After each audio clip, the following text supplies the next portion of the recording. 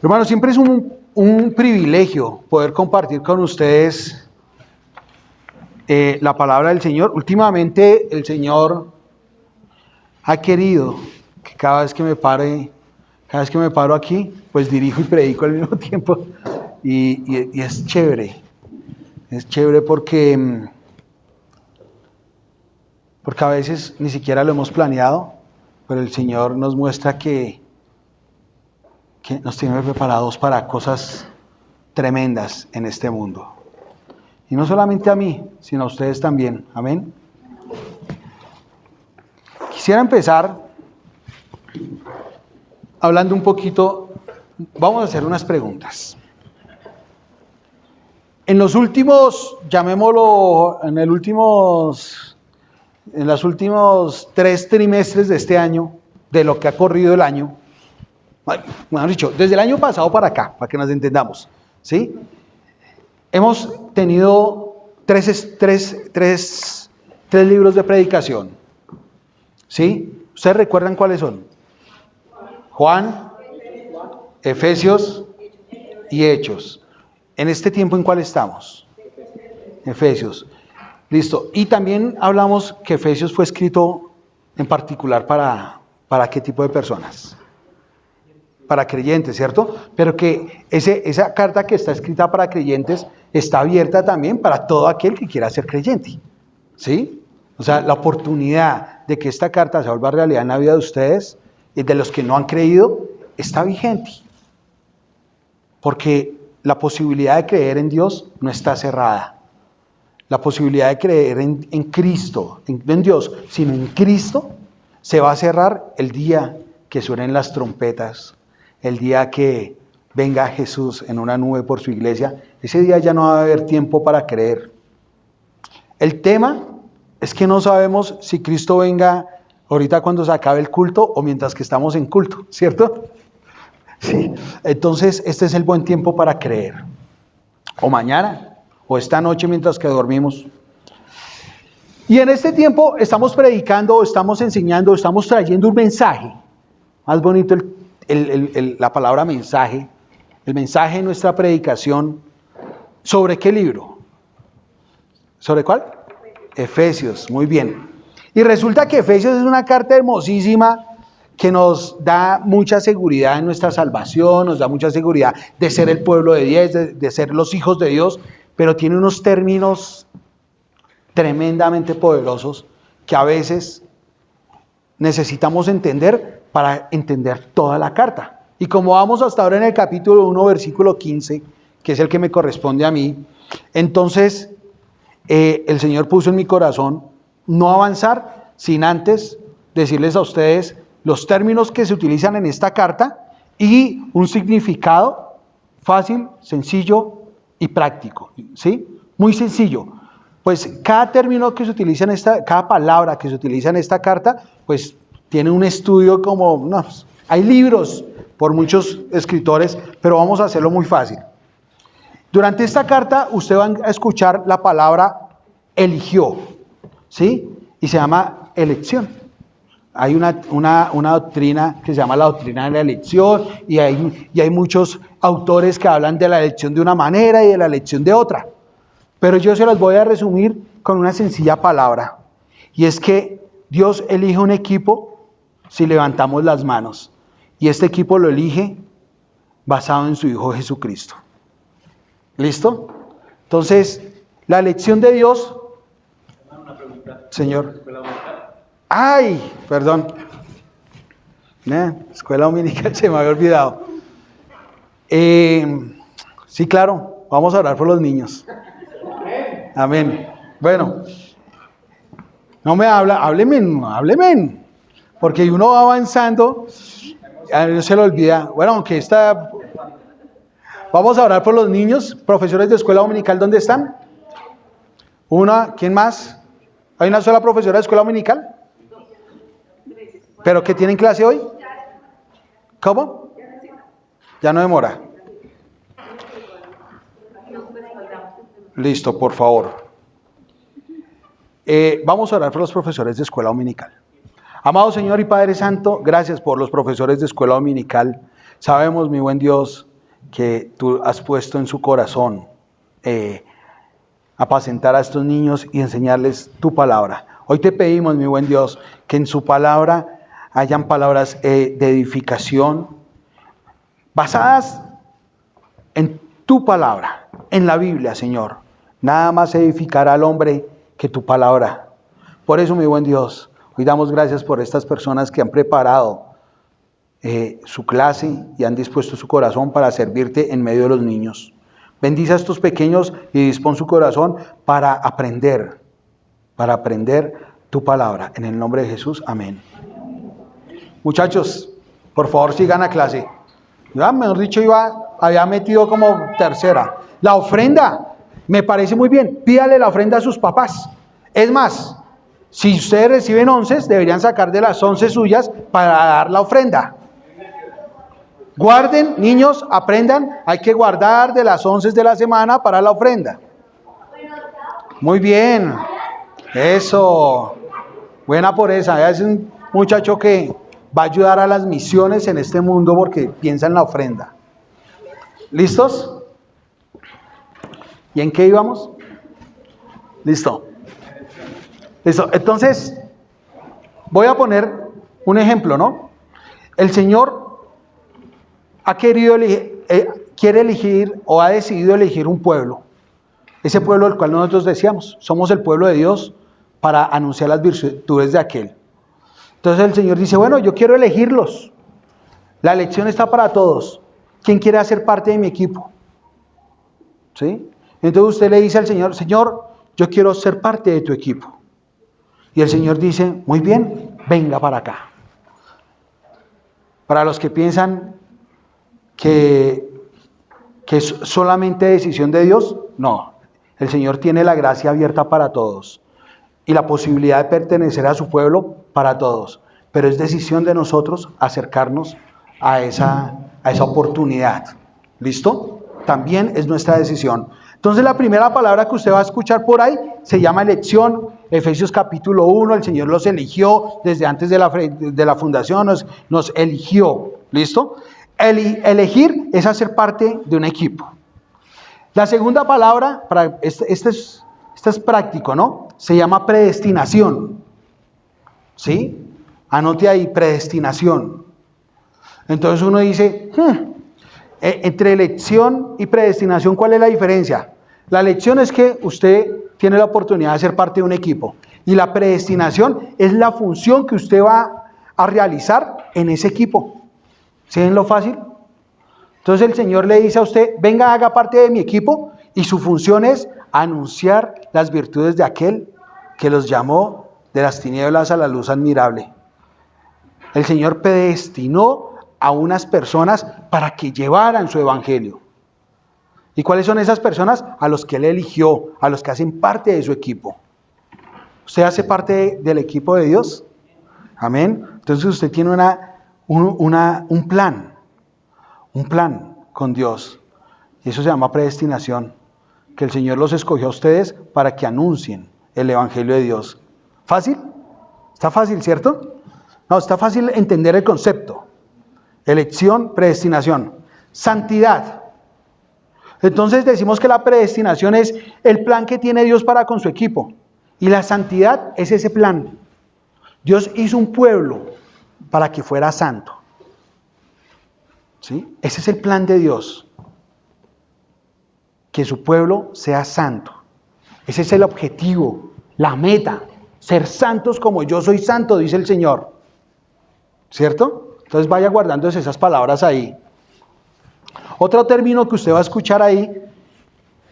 De esto podríamos enseñar, mire, por cada término de estos, 20 predicaciones y no acabaríamos. Entonces estamos haciéndolo muy práctico. Santificación. Entonces, vamos a retomar. Elección, hacer parte del equipo. Predestinación, el plan que tiene para ese equipo. ¿Sí? Santidad es el plan. El plan para ese equipo es vivir en santidad. La santificación, como en una empresa, es el protocolo por el medio del cual se va a llevar a cabo este plan. Es que tú hoy, antes, eras un borracho y ya no tomas. ¿cierto? Es que antes eras un hombre grosero y ya no dices malas palabras. Es que antes eras un fornicario y ya hoy no fornicas. Y tal vez te cuesta todavía, ya no fornicas, pero te cuesta todavía los malos pensamientos. Hay que luchar con eso, porque estamos en el proceso de la santificación. ¿Para qué? Para cumplir el plan de Dios. ¿Qué es qué? Que seamos santos. ¿Cuándo vamos a ser santos? El día que el Señor venga por nosotros. Mientras tanto estamos en este proceso de santificación. ¿Claros? Luego de la santificación, que es el protocolo con el cual hacemos el plan de Dios, vamos a entender, vamos a recibir también el término de gracia. ¿Sí? Entonces, gracia, dicen, es un regalo inmerecido, pero vamos a ponerlo más práctico en este orden consecuente. Y la gracia es la ayuda de Dios para soportar o para llevar a cabo este protocolo. Nadie anda en el proceso de la santificación sin la gracia de Dios. Y de todo esto nos habla Efesios. Entonces, como vamos cada 8 días predicando como de a 5 versículos, pues tal vez en una predicación ustedes van a escuchar de predestinación, en otra de gracia, en otra de santificación, en otra de... ¿sí? Pero es necesario que todos entendamos en qué parte aparece esta palabra y qué significa, o para qué se escribió. Entonces, la gracia es la ayuda que necesita todo cristiano de parte de Dios para llevar a cabo la tarea. ¿Cuál tarea? La de la santificación, esforzarse menos, no, sino esforzarnos cada vez más por pecar menos, ¿cierto? Y nadie puede dejar de pecar si no hay gracia en su vida. Si usted sigue preso del pecado, pídale gracia al Señor. Usted necesita gracia. Y si usted ha vencido un pecado, no es porque usted sea muy bueno, es porque la gracia del Señor abundó en su vida. Amén. Es eso. Redención. Otra palabra que usted que le va a aparecer ahí durante esta carta. Redención. Redención es la forma en que Dios cobró en Cristo el costo de mis pecados. Es la muerte. Cristo murió en mi lugar. Lo cantamos, ¿cierto? Tomaste mi lugar, dice ahí, ¿sí? Decía la canción. Tomaste mi lugar, cargaste tú mi cruz. ¿Sabe quién era el culpable? Yo. ¿Y quién tenía que cargar la cruz? Yo. ¿Y quién tenía que morir? Yo. Y la redención dice, ya usted no va a tomar ese lugar. La redención dice, el lugar suyo lo tomó Cristo. Eso es la redención. Hace parte usted de un equipo con un propósito. Ese propósito tiene un plan. Ese plan necesita de la gracia de Dios. Y para que esa gracia en su vida sea eficaz, usted tuvo que haber sido redimido. Redimido no es solamente que alguien murió por usted, sino que a usted le perdonaron sus pecados. Por eso usted recibe la gracia del Señor. Porque el Señor decidió perdonar sus pecados. Amén. Van a entender. Aquí íbamos como en un orden, ¿no? Bueno, listo, ahí. Y van a escuchar 2 palabras más, una que dice dispensación. Dispensación habla de los tiempos. Entonces por allá en un versículo dice, y en la dispensación de los tiempos finales, es porque hay una dispensación que se llama la dispensación de Moisés, otra la de los reyes, y algunas personas dicen que hay 7, y otros dicen que hay 10, otros dicen 12. Mire, en eso no me voy a enredar. Cuando habla de dispensación, la dispensación de los tiempos finales, es porque estamos en un tiempo, y se está viviendo un tiempo. ¿Cuál tiempo? Estamos viviendo la dispensación de los tiempos finales, porque Cristo ya viene pronto. ¿Sí? Cada día está más cerca. Y está tan cerca el día en que la puerta se va a cerrar para la salvación. Y ya no habrá salvación por gracia.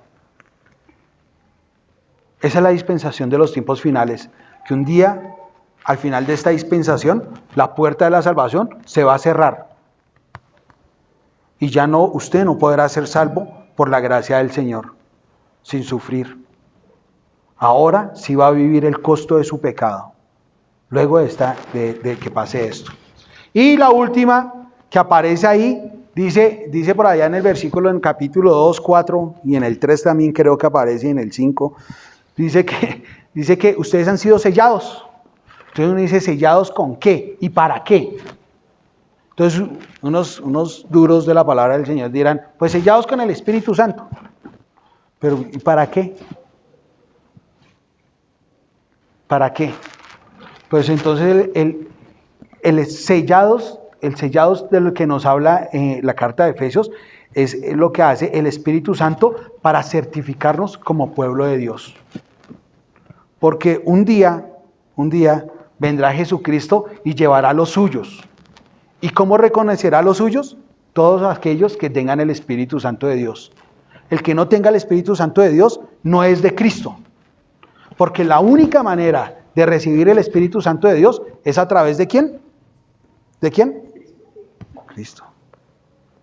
Entonces, hoy es la oportunidad de ser sellados. Si no has sido sellado por Cristo, hoy es el día. Porque esa es la única esperanza que tenemos. Nuestro sello de salvación de vida eterna a través del Espíritu Santo para poder ir al cielo. Si no, se van a quedar. Se van a quedar. Y habiendo hablado ya de esto, vámonos al grueso de nuestra predicación del día de hoy, a nuestro mensaje. Efesios capítulo 1, versículos 15 al 22. Vamos a leerlos en versión Reina Valera, si me haces el favor ahí, Pipe. Efesios capítulo 1, versículos 15 al 22.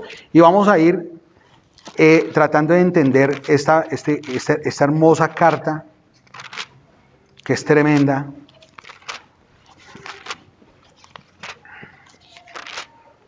Creo que es una de las primeras cartas que un cristiano debería leer. ¿Sí? Efesios. ¿Quieren un consejo? ¿Cuánto tiempo lleva de cristiano? Responde hacia ahí. ¿Ya se leyó los 4 evangelios? Muy bien. Si se está preguntando, ¿y ahora qué leo? Léase Efesios. Y después de leerse Efesios, léase Hechos, Romanos, Corintios, la que quiera. Pero un consejo que le doy es, si ya leyó los evangelios, ahora lea la carta de Efesios. Y luego de eso, sí lea el Nuevo Testamento como el Señor le guíe. Versículo 15, dice así, a ver si lo encuentro. Por esta causa también yo, habiendo oído de vuestra fe en el Señor Jesús y de vuestro amor para con los santos, no ceso de dar gracias por vosotros, haciendo memoria de vosotros en mis oraciones, para que el Dios de nuestro Señor Jesucristo, Padre de gloria, os dé espíritu de sabiduría y de revelación en el conocimiento de Él, alumbrando los ojos de vuestro entendimiento para que sepáis cuál es la esperanza al que os ha llamado y cuáles las riquezas de la gloria de su herencia en los santos. ¿Y cuál la supereminente grandeza de su poder para con nosotros los que creemos? Según la operación del poder de su fuerza, la cual operó en Cristo resucitándole de los muertos y sentándole a su diestra en los lugares celestiales. Sobre todo principado y autoridad y poder y señorío y sobre todo nombre que se nombra no solo en este mundo, en este siglo, sino también en el venidero. Y sometió todas las cosas bajo sus pies y lo dio por cabeza sobre todas las cosas a la iglesia, la cual es su cuerpo y plenitud de aquel que todo lo llena en todo. Amén. Lo leí rápido porque vamos a ir avanzando. En la programación que me dieron, me correspondieron esos 8 versículos. Y que no nos vaya a pasar lo que le pasó a un muchacho en una predicación de Pablo. Pablo empezó a predicar y el muchacho se sentó así. Y llevaban como 5 horas de predicación y el muchacho le cogió el sueño y ¡pum! Se fue por la baranda. No mentiras, pero no vamos a durar tanto. Alejandro me miró 5 horas. Bueno, versículo 15, y vamos a ir lentamente, dice la primera parte, por esta causa también yo, habiendo oído ¿de qué? De vuestra fe en el Señor Jesús.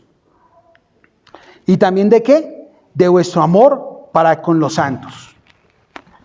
Y recordemos que esta carta fue escrita para unos creyentes, ¿cierto? Para los creyentes de Éfeso, para los creyentes de esta época de Aposento Alto Torre de Refugio. para los creyentes de todas las iglesias del mundo mundial, ¿cierto? Como dicen, del mundo. ¿Qué condición tienen estos creyentes? Estos creyentes, lo primero, tienen una fe ¿en quién? No una fe cualquiera. ¿Una fe en quién? En Jesucristo. Porque la iglesia, la iglesia verdadera, la iglesia que va a ser salva, cimenta su fe en una persona. ¿En quién? Repítanlo, si tienen la respuesta, díganme. ¿En quién cimenta la fe la iglesia verdadera? En Cristo. En Cristo. Si hay otro tipo de creencia, lamentablemente, lamentablemente no. Afortunadamente, porque nosotros creemos en Cristo, tengo que decirles lo siguiente. Todo aquel que crea en otra persona que no es Cristo está condenado al infierno. Pero todo aquel que crea en Cristo está bendecida para vivir en el reino de los cielos al lado del Padre. ¿Amén? Amén. Amén. Esas son verdades. Verdades que van apareciendo ahí en Efesios capítulo 1, 2, 3. Y voy a quitar este saco. Si me haces el pan. Gracias. Entonces, el pueblo de Dios, ese pueblo de Dios, nadie puede hacerse llamar pueblo de Dios si no tiene fe en Jesucristo. Pero en Jesucristo, ¿como qué? Como Dios. Como Dios, como Salvador, como único Redentor. El pueblo de Dios, o sea, se podrán hacer llamar pueblo de Dios los testigos de Jehová. Podrán decir, nosotros somos la iglesia del pueblo de Dios, pero ellos han decidido negar a Cristo. Y sí son un pueblo, pero no de Dios. Y sí son un pueblo, pero no es el pueblo que va para el reino de los cielos. Es el pueblo que va a ser condenado por haber negado la fe en el nombre del Hijo de Dios Todopoderoso. Amén. Que no sea así entre nosotros. Que Cristo sea nuestro único Redentor. Que no creamos que podemos acercarnos a otras personas. ¿Se acuerda la predicación de Jesús? De Chucho, el hermano, que dijo que cuando Pablo predicó en Éfeso, ¿qué pasó con los creyentes de Éfeso? Renunciaron a la adoración ¿a quién? A la diosa Diana. Que no sea usted por allá arrodillándose a la diosa Diana pidiéndole redención, porque lo que va a recibir es condenación eterna. Entonces esta carta es importantísima para los creyentes, porque nos empieza a abrir un sinnúmero de cosas y de comportamientos. Vea, yo conocí un cristiano que después de muchos años pasaba por la iglesia y se echaba la bendición, y yo decía, no tengo problema con eso. Pero un día le dijo a una persona, ay, mijo, que la Virgen María me lo bendiga. Y yo dije, ay, ¿qué pasó acá? ¿Cómo una persona que ya murió puede bendecir a otra? Y tal vez se hacían llamar cristianos, no lo era, pero me mantuvo mucho tiempo creyendo que sí lo era. Porque un cristiano no tiene sino un solo Redentor, Cristo Jesús, amén. Él es un solo Redentor. Entonces dice, el pueblo de Dios tiene la fe puesta en Jesucristo, y adicional a esto, el pueblo de Dios tiene amor ¿para con quién? Para con los santos. ¿Para cuántos? Para con todos los santos. Y la pregunta aquí es, ¿cuáles santos? ¿Juan Manuel Santos? ¿Pachito Santos? No, ¿para cuál santos? Entonces aquí vamos a empezar con la definición de unos nuevos términos, ¿sí? Efesios es una carta de muchos términos, de muchas palabras con significado. Entonces, santos. Dícese de el pueblo redimido de Dios. Ellos son santos, ¿sí? El Señor los declara santos. ¿Por qué? Porque el justo murió por los injustos. los declaró santos, los declaró justos. En Cristo somos declarados santos. Amén.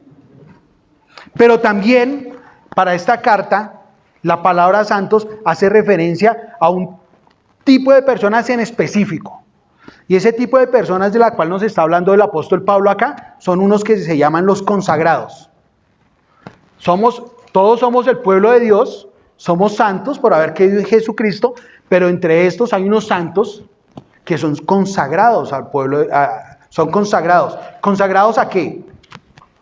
Entonces, esos consagrados, téngalo ahí presente, son los pastores, a los que hace referencia esta carta. Dice, cuando dice en el versículo 15, vuestra fe en el Señor Jesucristo y amor a todos los santos, está diciéndole al pueblo, a esa iglesia, que se acuerda del amor a esas personas que fueron consagradas, esas personas que hacen las siguientes funciones: la función de pastores, la función de misioneros, la función de apóstoles, ¿sí? Y entonces a mí me surgió una gran duda. ¿Somos una iglesia que le demuestra amor a estos santos?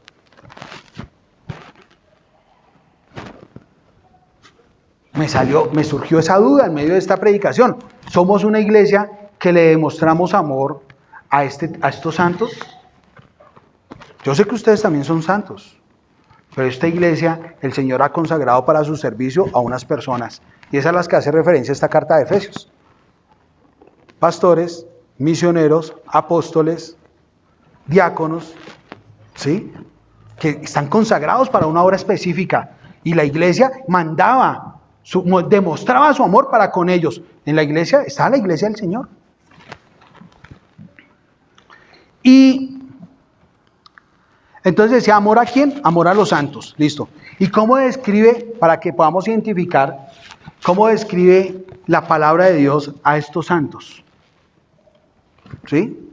¿Cómo los describe? Entonces, tú te quedas en Efesios ahí, proyectándome esta, y vamos aquí. ¿Listo? La palabra de Dios define a estos santos como personas justas.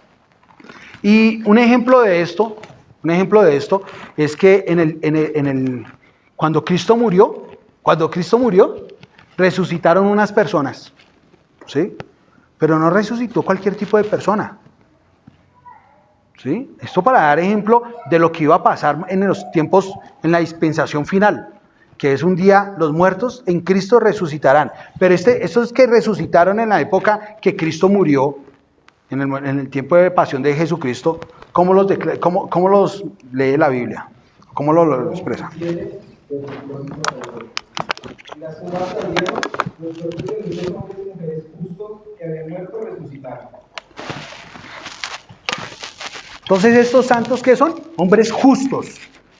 No porque hagan cosas de justicia, sino porque el Señor los declaró justos, ¿cierto? Y esto es lo que va a pasar en la dispensación de los tiempos finales, que más adelante vamos a escuchar ese término. Y es que los justos van a ser resucitados.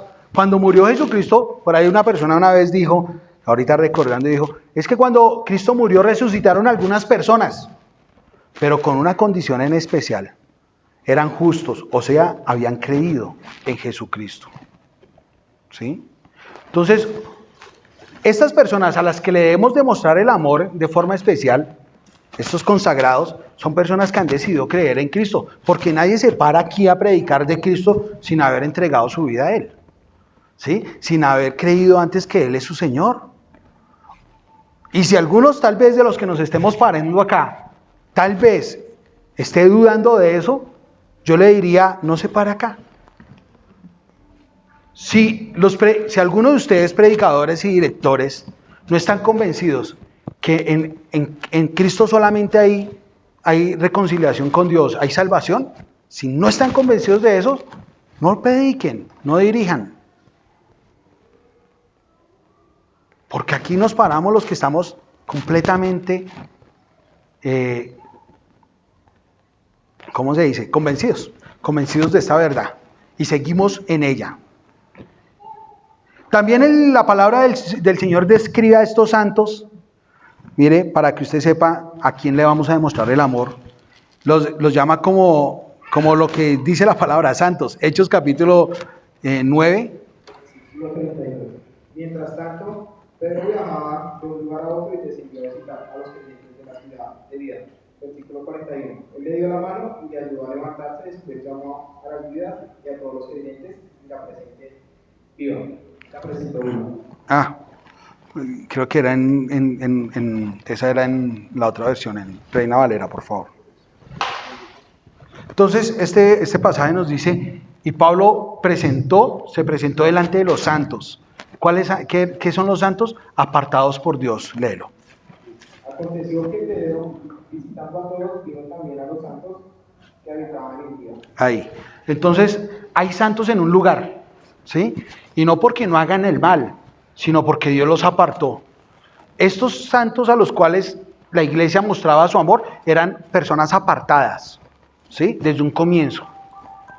Que en el transcurrir de su vida cristiana se fueron consagrando para algunas funciones específicas o para unas labores, y el Señor los dotó con dones, ¿sí? Como el don de pastorear, a los hermanos Robert, Chucho, Alejandro, que los está dotando el Señor, los dotó con el don de pastorear, con el don de presidir, ¿sí? A los cuales ustedes tienen que hacer ¿qué?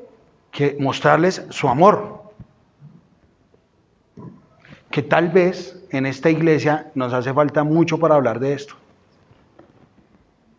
Y Pablo decía, no me canso de orar por ustedes y de su fe en el Señor Jesucristo y de cómo mostraron el amor para con los santos. Pero no con los santos de toda la iglesia, sino específicamente con aquellos que habían sido consagrados para la buena obra. Los misioneros, los pastores, los apóstoles, porque esa iglesia le mandaba los recursos a estas personas y ellos se sentían amados.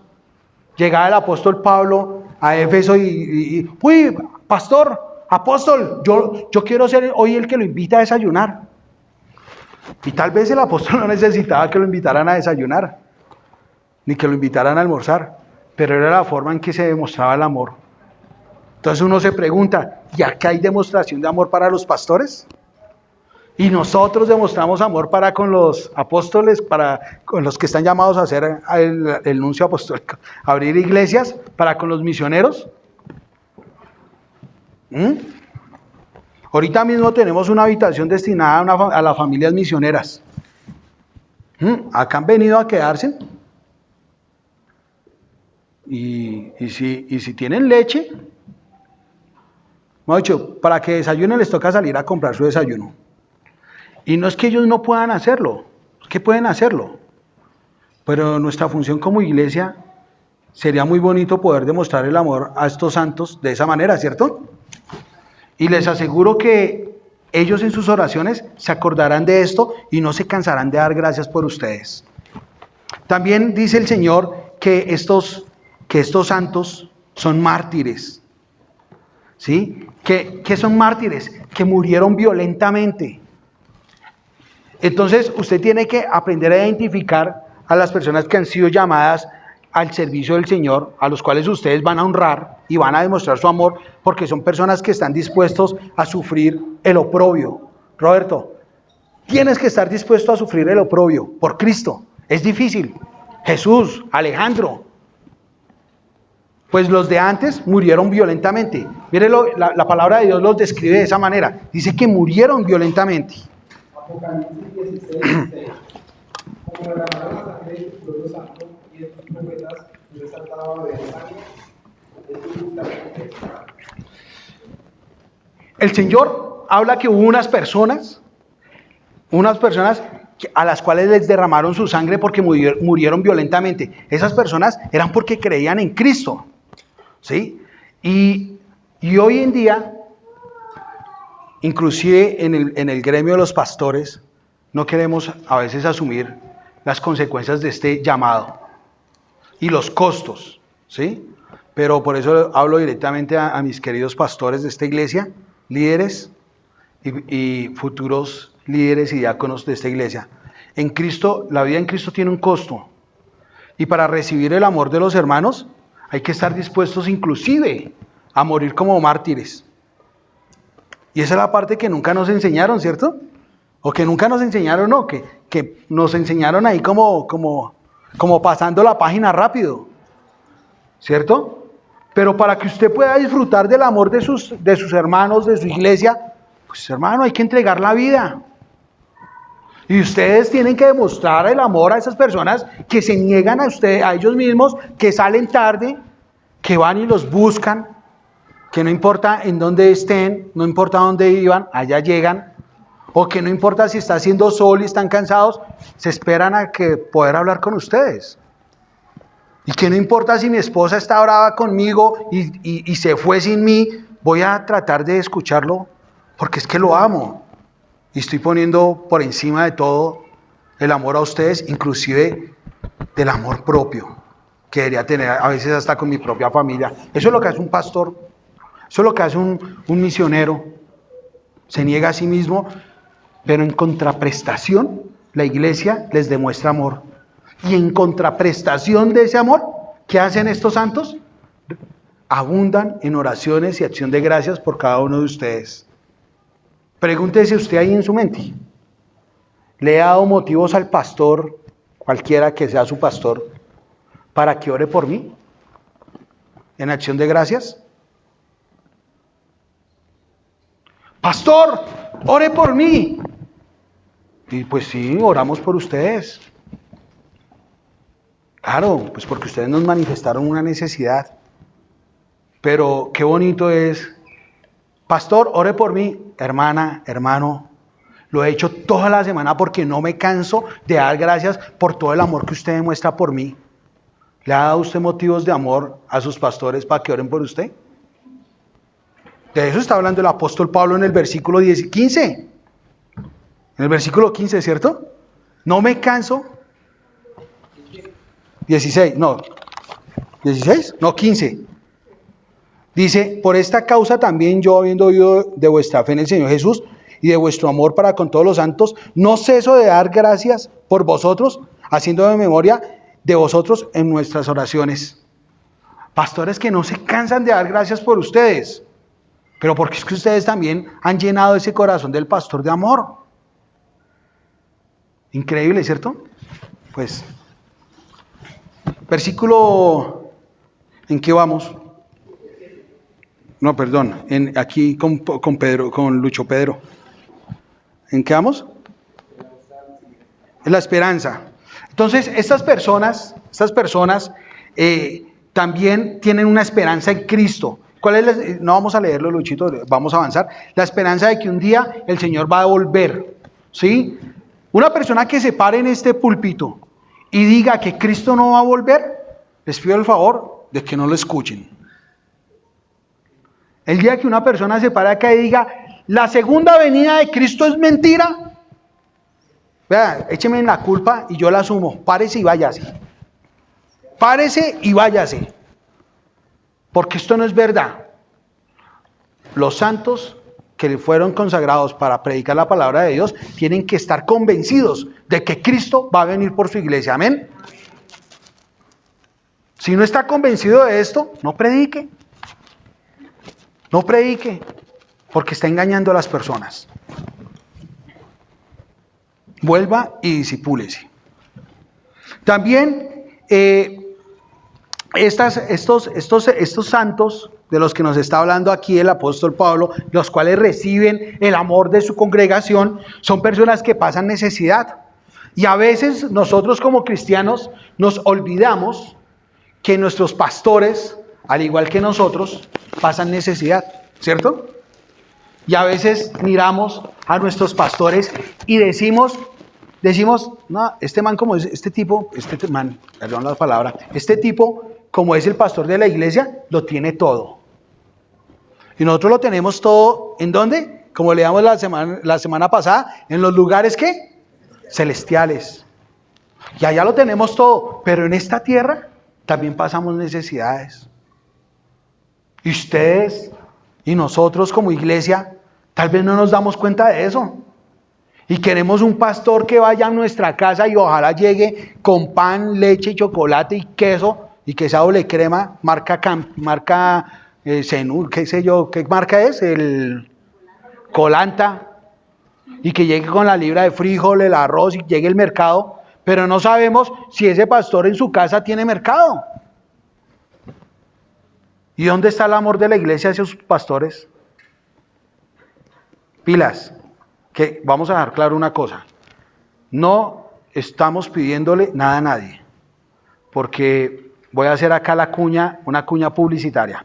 Alejandro tiene su negocio y el Señor lo ha bendecido. Pero Alejandro, que es pastor de esta iglesia también, necesita experimentar el amor de sus hermanos. ¿Sí o no, hermano? De una u otra manera.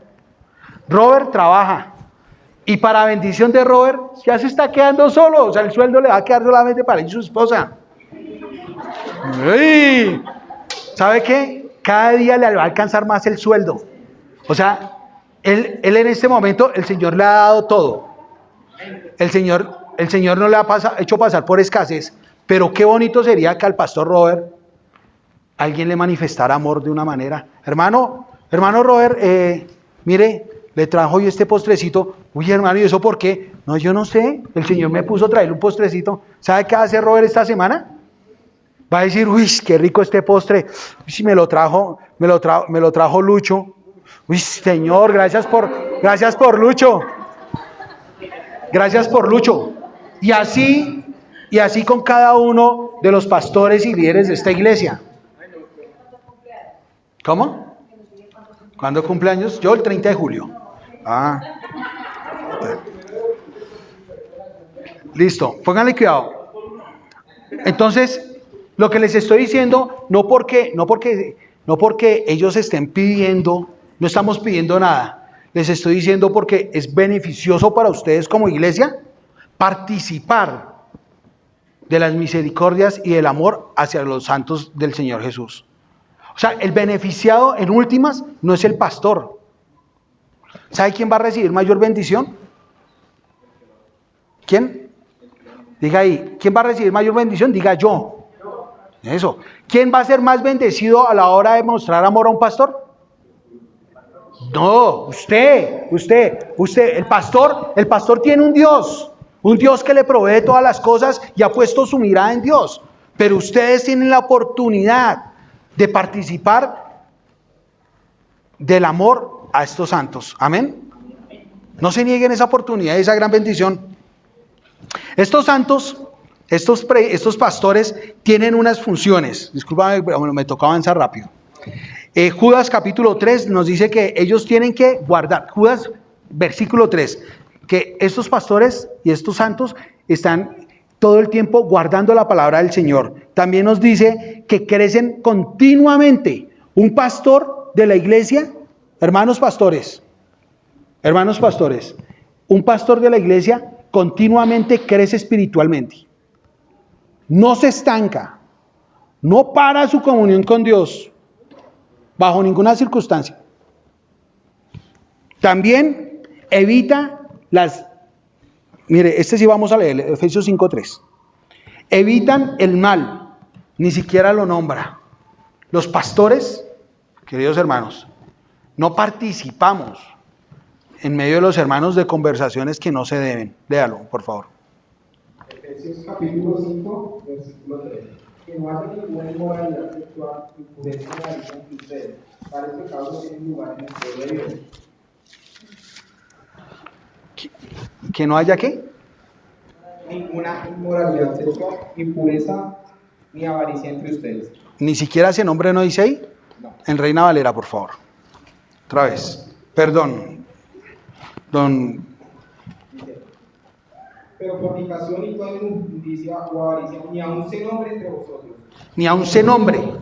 ¿Sí? Los pastores de la iglesia y los futuros líderes, muchachos que están creciendo en el liderazgo por allá, hay cosas que ni siquiera se deben nombrar entre ustedes.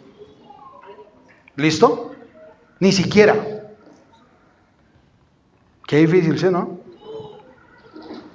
Pero para eso los llamó el Señor.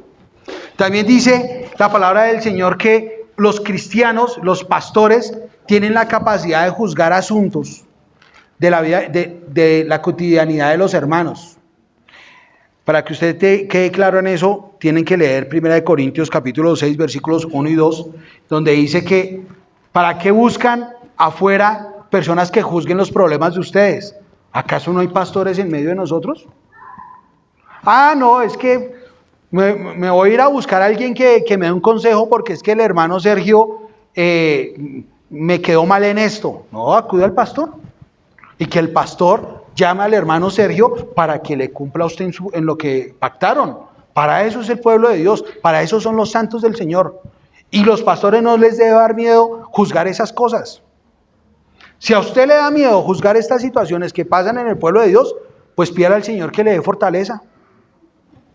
Porque para eso el Señor nos puso. Anótelo bien ahí, hermano.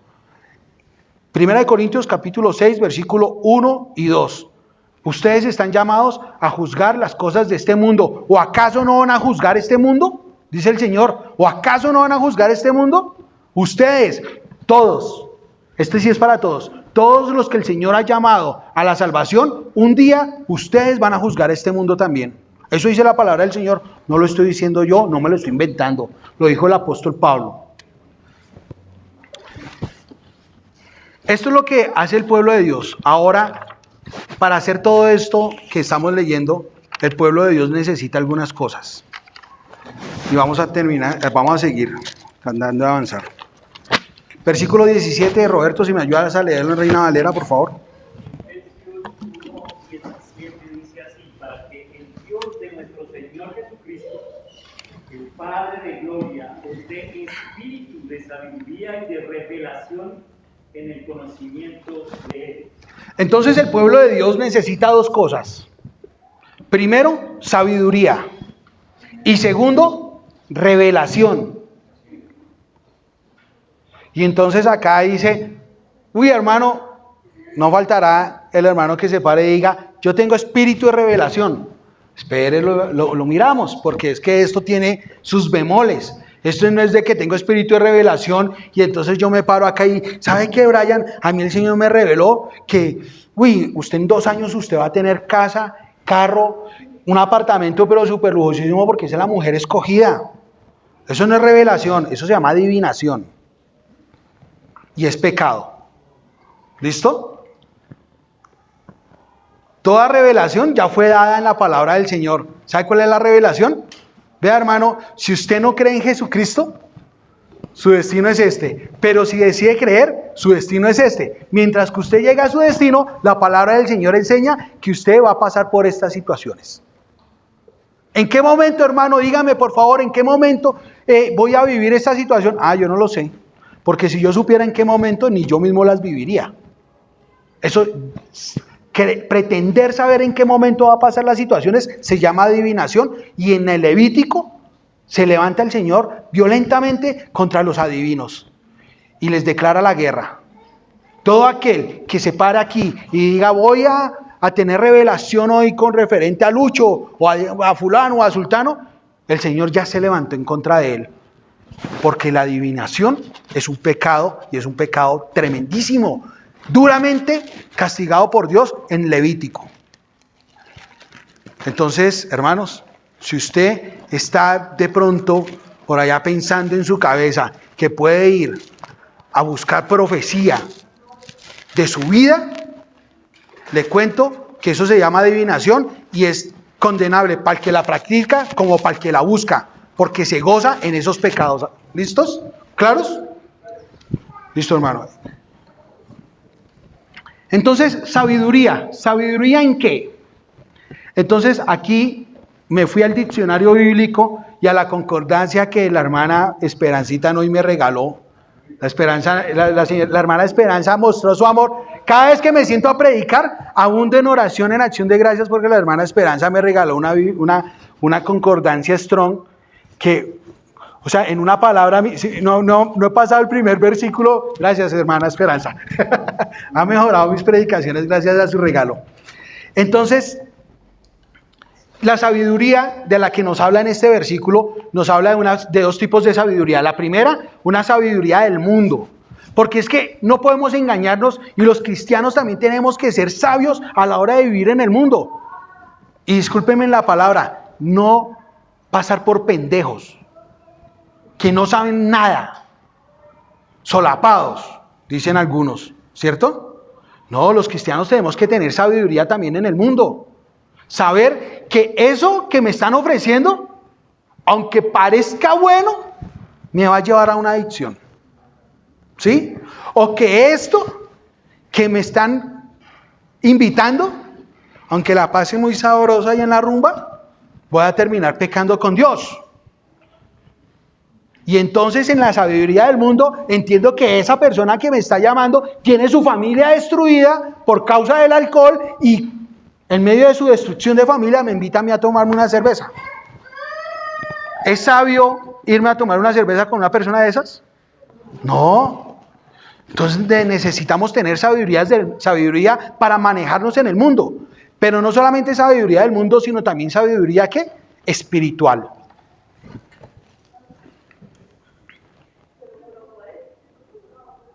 Y esa sabiduría espiritual y la sabiduría del mundo provienen de una sola persona.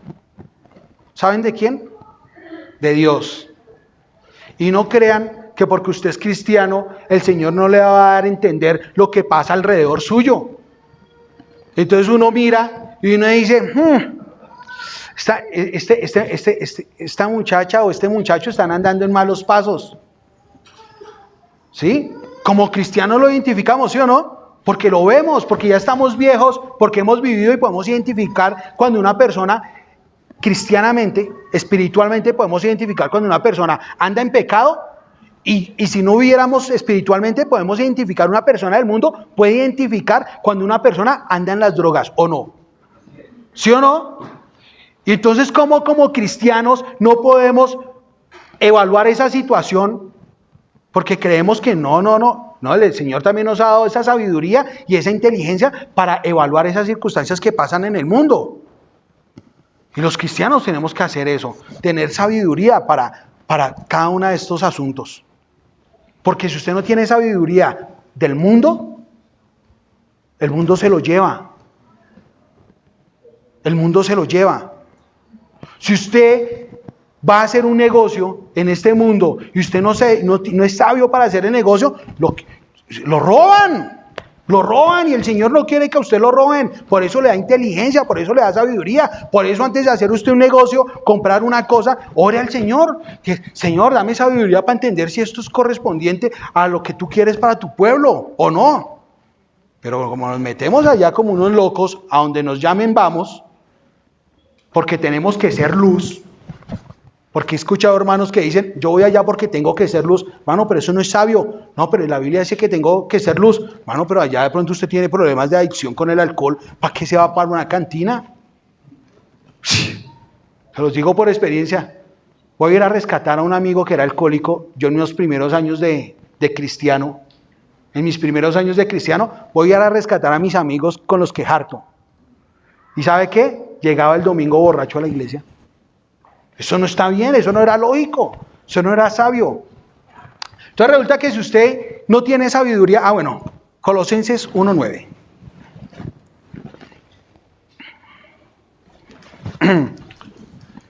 Alicia, porfa, o me la llenan, por favor. Colosenses 1:9. Colosenses capítulo 1, versículo 9. Por lo cual, también nosotros, desde el día que lo vimos, nos estamos de orar por vosotros y de pedir que seáis llenos del conocimiento de su voluntad, en toda sabiduría e inteligencia espiritual. Listo. Todos debemos orar para que seamos llenos de ¿qué? De sabiduría y de inteligencia espiritual y también de este mundo. Santiago 1:5 dice, si alguno está falto de sabiduría, pídala a Dios. ¿Y qué hace Dios? La da abundantemente. Abundantemente. Un cristiano que no es sabio, hermanos, les hace falta orar. Porque es que la sabiduría se adquiere por medio de la oración. Pídala y estudie la palabra del Señor. Pídala y estudie. Pídala y estudie. Porque si usted le pide sabiduría a Dios, Dios se la dará abundantemente. Amén. Revelación. Revelación quiere decir que se le quite el velo. ¿Sí? Ese velo que le impedía a usted ver a Cristo. Que Dios se le revele a ustedes a través de ¿quién? A través de Cristo. De las circunstancias.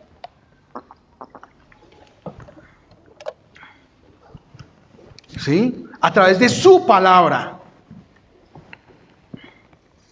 La revelación es conocer algo desconocido. Algo desconocido. Conocer algo desconocido ¿para quién? Para mí. No algo futuro. La revelación es conocer algo desconocido para mí. Dios se me reveló.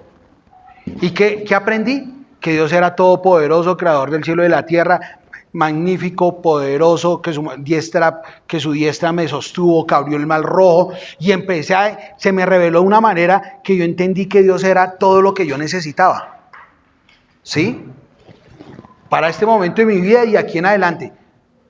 La revelación es lo que es Dios en su vida. La revelación no es lo que va a pasar en su vida. Porque lo que va a pasar en su vida es la consecuencia de dos cosas. O del pecado o de su santidad. Si usted ha pecado, no espere cosas buenas en su vida. Pero si usted está en santidad, créame que aunque la esté pasando difícil, la recompensa será grande. Amén.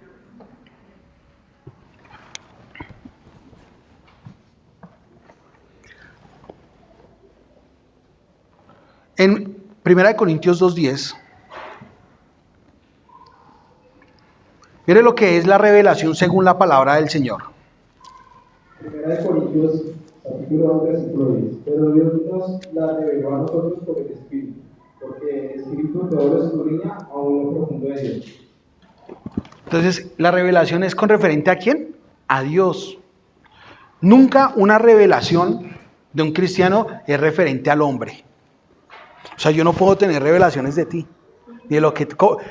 Hermano, Pastor Sergio, hermano Sergio, ¿cómo me va a ir en el matrimonio? Y espere, yo miro. Espere, me cambio las gafas por una de más. Le va a ir bien. Si obedece al Señor. ¿Listo? Porque el Señor me reveló que para los que le aman y obedecen su palabra, el Señor los bendice. Y con mi esposo, no, arréglese con él. Sí, no sé. Más que eso, no sé. ¿Cuál es la revelación? Referente a Dios. No es referente al hombre. ¿Sí? Lo referente al hombre es adivinación. Y vuelvo y le repito. Si quieren, el que esté dudando de eso, me avisa. Busco el pasaje bíblico de Levítico, donde el Señor manda sentencia contra los adivinadores. Y los pone en el mismo lugar de los hechiceros. Y dice que su destino es destino de muerte. Y que es el infierno. El tarot, el horóscopo. Y todas estas doctrinas de profecía. Todas estas doctrinas de profecía son en parte diabólicas. ¿Listo? Porque tiene que ver con adivinación. Aquí en Aposento Alto y en las iglesias de sana doctrina, usted nunca va a escuchar que un pastor se pare a decirle a usted cómo le va a ir en su futuro. Lo que le va a decir es, hermanos, si no pecas, el Señor te bendice. Pero si pecas, el Señor te podría castigar. ¿Cómo? No sé. Pero el Señor no dejará al pecador sin castigo. Amén. Es tremenda revelación, ¿cierto? No dejará al pecador sin castigo. ¿Qué tipo de castigo? No sé, porque el Señor a cada quien trata como quiere. Y al justo no lo dejará pasar hambre. ¡Qué delicia! Listo. Versículo 18, hermano Robert, si me hace el favor. El versículo número 18 de Efesios dice: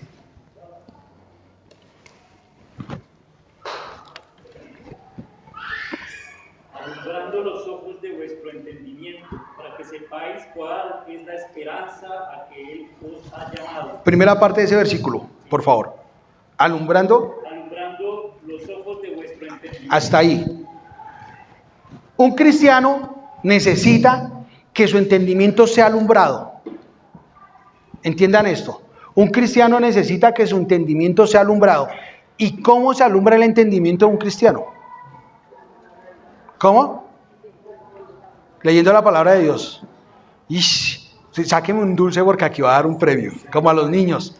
Versículo en el cual nos enseña que la palabra de Dios alumbra al cristiano. ¿Eh? ¿Cuál? Bien, ¿cómo es? Dire, pues lumbrera es a mis pies tu palabra y lámpara a mi camino. No, al revés. Al revés. Pues lámpara es a mis pies tu palabra y lumbrera a mi camino. Bien. Eso, el cristiano necesita que sea alumbrado el entendimiento. Pero usted no puede ser un hombre alumbrado, usted no puede ser una persona alumbrada en entendimiento si no lee la palabra de Dios. Por favor. Hermano, es que no entiendo por qué me pasan estas cosas. No lo entiende usted, que es el que tiene una vida cristiana en comunión con Dios y su relación es individual con Dios. ¿Cómo lo voy a entender yo? Pues pida al Señor que alumbre su entendimiento. ¿A través de qué? De su palabra. Entonces, cuando yo oigo la palabra, yo entiendo, no, ya entendí. Es que hablé mal del Brian. Y eso es igual, eso es igual que matarlo. O sea, yo soy un homicida. No, de razón el Señor me permitió este mal en mi vida. ¿Sí me entienden? Así es. Entonces, ¿se alumbra qué? Mi entendimiento. Empiezo a entender por qué las cosas pasan en mi vida. Pero no porque me digan, es que usted se porta bien, es que usted se porta mal. No, es porque la palabra de Dios dice esto. Y ahí es donde se alumbra mi camino, donde se resplandece mis pensamientos. Pero no piensen ustedes tener entendimiento clarísimo si no estudian la palabra. Para eso les sigo invitando a que busquen discipularse. ¿Sí? Seguro que si usted acude a alguna de las personas que están aquí, Robert, Chucho, Alejandro, y les pide ser discipulados, ninguno de ellos se va a negar. Porque ¿saben qué? Necesitamos discípulos, ¿sí o no, Alejo? Necesitamos discípulos. Pero hemos ido a la casa de ustedes y nos han cerrado las puertas. No porque no entren, sino no muestran interés para el discipulado. Ahora, si usted está interesado, que cambien un poquito los papeles. Vengan ustedes a las personas que discipulan, que el Señor ha puesto por pastores en esta iglesia, y pidan ser discipulados. Les aseguro que ninguno de ellos se negará. Usted no. Usted ya tiene quien lo discipule. ¿Listo? También dice, la segunda parte del versículo 18, léamelo en forma de pregunta, Roberto, por favor.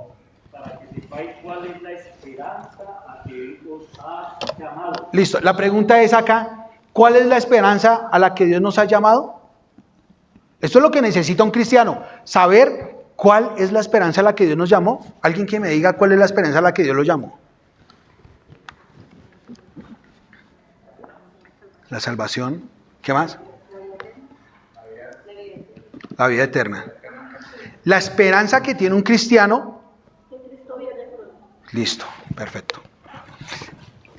Vamos a complementarnos los tres. La esperanza que todo cristiano debe tener es que es salvo, que tiene vida eterna y que un día Cristo vendrá por él. Si un cristiano no cree que Cristo viene por él, no tiene esperanza. ¿En dónde está su esperanza? Entonces, ¿a cuál esperanza lo llamó? Es Cristo la fuente de nuestra esperanza. Es por Él por los cuales nosotros, pastores, recibimos oprobios. Es por Cristo por la cual ustedes, mis queridos hermanos, a veces el mundo los desecha. Es por Cristo. Pero tranquilos, un día, esos que los desechan a ustedes por ser cristianos, ¿saben qué les va a pasar? Dios los va a desechar. Y yo prefiero ser desechado del hombre y no de Dios. Amén.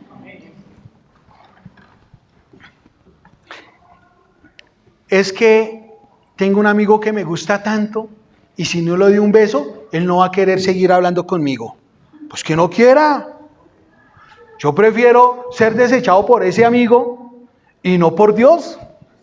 Amén, ¿sí o no? Amén. Amén. Versículo 18, parte C. En la parte C del versículo 18 dice: de su herencia en los santos.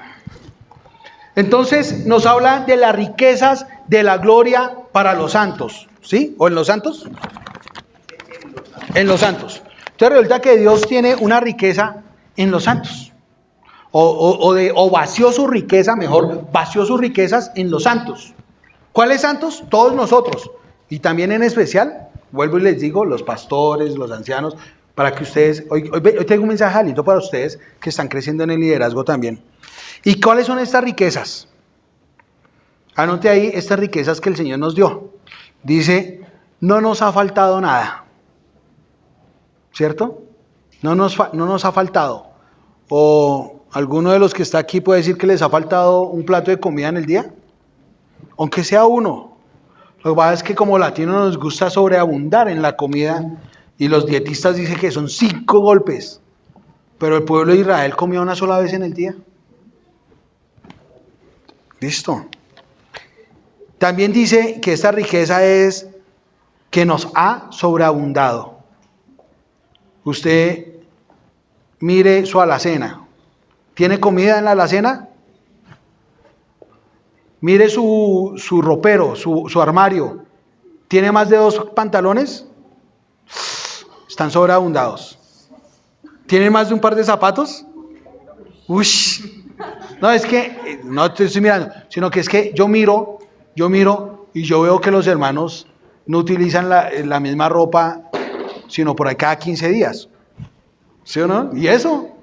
Yo veo acá, desde aquí uno se para y mira y dice, uno se pusiera una fotografía la semana pasada y de esta, y hace un mes no han repetido pinta algunos. ¿Ah? No han repetido pinta. Entonces, es porque el Señor los ha abundado, sobreabundado.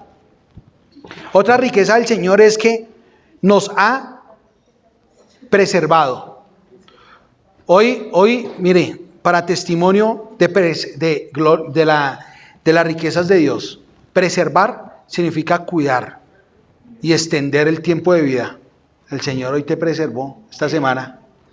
Y esas son las riquezas del Señor. Mira a ver qué hace con esa preservación que le dio el Señor, ¿no? Sí.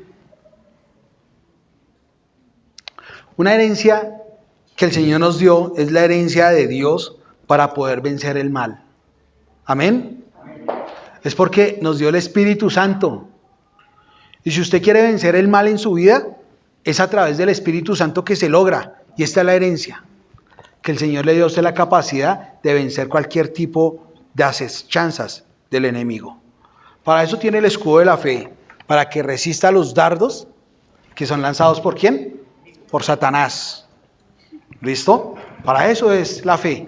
Para vivir confiados en eso. Versículo 19 y 20, por favor. 19 y 20 dice, ¿cuál es la supereminente grandeza de su poder para con nosotros los que creemos? Según la operación del poder de su fuerza, la cual operó en Cristo, resucitándole de los muertos y sentándole a su diestra en los lugares celestiales. Listo. Entonces un cristiano tiene que entender que Dios tiene una extraordinaria fuerza. Devuélvete al versículo anterior, por favor. ¿Y cuál es la supereminente grandeza de su poder para con nosotros que creemos? Dios tiene un increíble poder para con ustedes, para con nosotros. Dice el apóstol Pablo, muy pocas veces el apóstol Pablo se mete en medio de la predicación, pero el apóstol Pablo dice ahí, para con nosotros los que ¿qué? Creemos. ¿Y cuál es esto? ¿Qué es esto? Es que según la operación del poder de su fuerza, el siguiente versículo, mire, la cual operó en Cristo resucitándole de los muertos y sentándole en la diestra en lugares celestiales. Y el versículo 20 dice, bueno, en lugares celestiales. Este mismo poder operará ¿en quién? En nosotros. Los que ¿qué? Creemos. ¿En quién? En Cristo. Entonces hay esperanza de resurrección y vida eterna y sentados a la diestra del Señor Jesucristo. ¿Para qué? Para los que creen. Y esto llena ya de gozo mi vida. Y nada de estos sufrimientos se compararán a la gloria venidera. Amén. Entonces que se venga lo que se tenga que venir, mis queridos pastores. porque los pastores son sufridos también y a veces no son amados. Terrible, ¿sí o no? Versículo 21 y 22, Roberto. Versículo 21 dice, sobre todo principado y autoridad y poder y señorío, y sobre todo nombre que se nombra, no solo en este siglo, sino también en el venidero. Y sometió todas las cosas bajo sus pies, y lo dio por cabeza sobre todas las cosas a la iglesia. Ahí, listo. Entonces dice la palabra del Señor, versículo 21, por favor. Y lo puso sobre todo principado, ¿sí? Le dio un nombre que es sobre todo nombre, y sobre todo principado, autoridad, poder, señorío, etcétera, etcétera. Ahí lo pueden ver. Y acá me surgió una, gracias a la hermana Esperancita que me regaló la Biblia Strong. Entonces dice, Cristo, un cristiano necesita saber que Cristo está por encima de, anote ahí usted en su cuaderno, Cristo está por encima de todo principado. Entonces yo me puse a mirar, ¿qué es un principado? Es todo lo que está en realeza en tu vida, ¿sí? Es como lo que es es lo que opera como rey tuyo. Entonces yo pregunto, o nos preguntamos aquí, ¿será que tenemos algunas cosas que parecen nuestros reyes? ¿Cierto? ¿Y será que esos reyes están por encima de Cristo? Pues no debería, pero pues la Biblia nos está animando a que Cristo esté por encima de esos principados. Entonces, no falta la pareja enamorados. ¡Hola, mi príncipe! Y así terminan viviendo en función de ese príncipe y esa princesa. Pero ¿qué es lo real? Hay que vivir en función ¿de quién? De Cristo. De Cristo. Si usted vive en función de esos príncipes, están cometiendo pecado. También sobre toda autoridad. Es que mi jefe me mandó. ¿Sí han escuchado esto? Es que mi jefe me mandó. Y es que como es mi jefe, yo tengo que hacerle caso. Hágale caso en lo que corresponde al trabajo. Pero si ese trabajo lo lleva a deshonrar a Dios, renuncie. ¿Y es que acaso Dios no es más poderoso que esos reyes? ¿No es más poderoso que esas autoridades? Pero vivimos cristianos derrotados ante el pecado. ¿Por qué? Porque doblegan su rodilla ante todas estas autoridades. Y no doblan su rodilla ante Cristo. Hermano, páseme este inventario al contrario. ¿Cómo? No lo hago. Pues entonces me toca echarlo. Pues écheme. Pues yo no voy a participar de su robo. Pero hermano, ¿y entonces con qué comemos? El Señor le proveerá. Porque esas son las riquezas del Señor en los lugares celestiales. Es que los abunda a ustedes. ¿Sí? Pero necesitamos cristianos firmes. Que se le puedan parar a una autoridad y decirle, no, porque esto no le agrada a mi Señor. Y punto. Y también necesitamos cristianos que no quieran pasar por encima de la autoridad de sus líderes.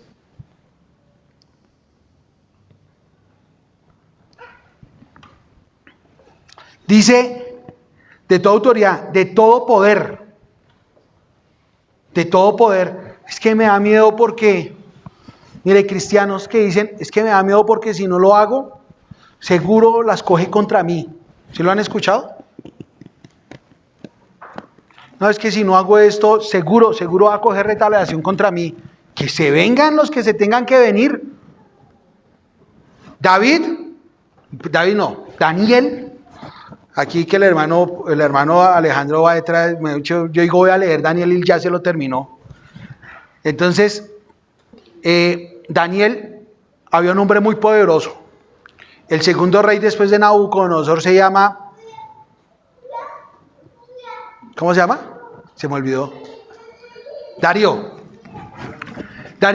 era un hombre muy poderoso, quizás de los más poderosos tal vez que Nabucodonosor. Y pusieron una ley que se llamaba la ley de Media y de Persa, que no podía ser abrogada. ¿Por qué? No soy legislador. Simplemente Y Daniel dijo, este man es poderoso, pero yo me voy a sentar a orar al Señor. Me voy a arrodillar ante mi Dios.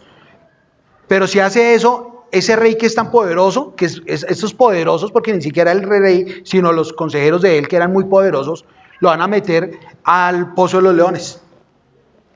Y él dijo, no me importa, que se vengan los que se vengan, el Señor está conmigo. Y si el Señor me quiere librar, ¿qué dijeron Mesach, Sadrach y Abednego? Si el Señor me quiere librar, alabado sea el Señor, y si no, he obedecido a mi Dios. Entender esta situación ante los poderosos, que si el Señor lo quiere librar, bendito sea el nombre del Señor, y si el Señor no lo quiere librar a usted del poder de ellos, usted ha obedecido al Señor, es el fundamento de un cristiano. Y esto necesita saber el Señor, los cristianos, que el Cristo está por encima de ese poder, de esa autoridad.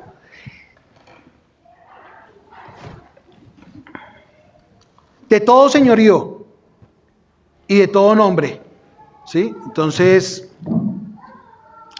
no tengo cómo explicar señorío ni nombre porque básicamente explicaría los anteriores otra vez, ¿sí? También dice que el nombre de Cristo, dice que, nombre 21 y el 22, por favor. Sometió todas las cosas bajo sus pies, ¿sí? Y todas las cosas, acá es increíble porque cuando en la Biblia hay una cosa que llamamos los absolutismos. Cuando en la Biblia dice todas las cosas, ¿cuántas son? ¿Bajo qué? Los pies de Cristo. O sea que nada puede estar por ni siquiera los tobillos de Cristo. Nada puede estar a los tobillos de Cristo. Y entonces, mirando este pasaje, dice, y puso todas las cosas bajo sus pies. Pero un versículo después dice que la iglesia es el cuerpo de Cristo. Y nosotros, que todas las cosas están bajo los pies de Cristo y nosotros somos el cuerpo de Cristo, nos atemorizamos por las cosas que vienen. Por las personas que llegan, o los poderes, como quieran llamarlo. Cristo es la cabeza sobre todas las cosas. Nota, tengo acá una nota, dice, es Cristo que nos hace mover, no las circunstancias ni las situaciones, llámense como se llamen. Entonces, una vez un pastor en esta iglesia hizo un ejercicio, le dijo a un hermano, venga, párese aquí. Entonces el hermano se paró y le dijo, mira hacia atrás. Y miró hacia atrás. Ahora camina hacia la puerta. Y no pudo. Porque el que dirige el cuerpo es la cabeza. Y para donde mira la cabeza, anda el cuerpo. ¿Sí? La pregunta es, ¿será que usted es un cuerpo autónomo? ¿O será que en usted se cumple el mito del hombre sin cabeza? Que el cuerpo va para un lado, así la cabeza esté mirando para otro. Lamentablemente, para los cristianos esto es muy fácil. Cristo tiene un propósito. Nos predestinó para hacer unas cosas. Y como cuerpo, hacemos otras. Y así no debería ser. Como le digo a mis hijos, así no es. Así no es. Porque hacer eso se llama pecado. Cuando usted sabe que Cristo está mandando a hacer una cosa y usted hace otra, usted está pecando. Cuando usted sabe que Cristo en su palabra dio unas ordenanzas y usted no las cumple, usted está pecando. Y tal vez sea un hombre salvo y sea un pecador. ¿Saben qué? Dura es la disciplina de Dios. Yo tengo esta por estar en constantes peleas con mi esposa. Y la del hombro, la fractura del hombro, por estar mirando mujeres en un gimnasio. ¿Sí? Y puedo contarles muchas disciplinas que he recibido del Señor. Unas más violentas que otras. Esta me costó un hueso y una platina. Otra me cuesta que a veces estoy durmiendo y me duele el hombro. La forma en que el Señor también disciplina a sus hijos, porque Dios a todo aquel que toma por hijo, ¿qué? Disciplina. Ahora, si usted no recibe disciplina de Dios y está inmerso en pecados, quiero decirle que piense si usted sí es hijo de Dios, porque el Señor Todopoderoso lo va a disciplinar con misericordia. Con misericordia nos va a disciplinar. No quitarnos la vida es misericordia. Se me partió un hueso, sí, pero no me quitó la vida. Dios es misericordioso. Sí, es tremendo. Versículo, ya para terminar, versículo, el que sigue, Roberto, por favor. 23. La cual es tu cuerpo, la iglesia. Sí. La plenitud de aquel que todo lo llena en todo. Entonces, aquí es donde vamos. ¿Quién es el cuerpo de Cristo? La iglesia, ¿cierto? Y si el apóstol Pablo dice que puso todas las cosas bajo los pies de Cristo, y Cristo es la cabeza, ¿quién vendría haciendo los pies? La iglesia. La iglesia es el cuerpo de Cristo. O sea que no se deje amedrentar, hermano. No viva derrotado. Empiece a vivir en victoria, en triunfos, en la gloria del Señor, venciendo el pecado, venciendo la maldad, haciendo lo correcto. Porque nada puede estar por encima de lo que la palabra de Dios dice ya. Cristo está por encima de principados, potestades, autoridades, etcétera, etcétera, etcétera. Y ha puesto todas las cosas bajo los pies de Cristo. Y nosotros somos su cuerpo. O sea, que no hay nada que esté por encima de la iglesia. No hay trabajo que esté por delante de la iglesia. No hay trabajo, no hay persona, no hay lugar. No se toman vacaciones espirituales. Aunque paseemos, ¿no? Entonces, esto se lo aprendí a un pastor. Se iba de paseo, iba y en medio del paseo y predicaba en otra iglesia. Sí, hermano, pero ¿cómo así si no vas a pasear? Pues sí voy a pasear, pero espiritualmente no ¿qué? No falto y siempre tendré que estar ahí. Hablando un poquito, hermanos, sobre el amor a los santos, quisiera por favor que leyéramos ahí donde están. Primera de Corintios 9, del 1 al 12. Y vamos a hablar acerca del amor a los santos. Primera de Corintios 9, del 1 al 12. Hermano, ¿sugieres? No. Espera un momento. No. Ahorita lo vamos a leer. Entonces, habiendo entendido toda esta predicación y de la importancia que tiene Cristo en nuestras vidas, quiero invitarlos a que se pongan de pie.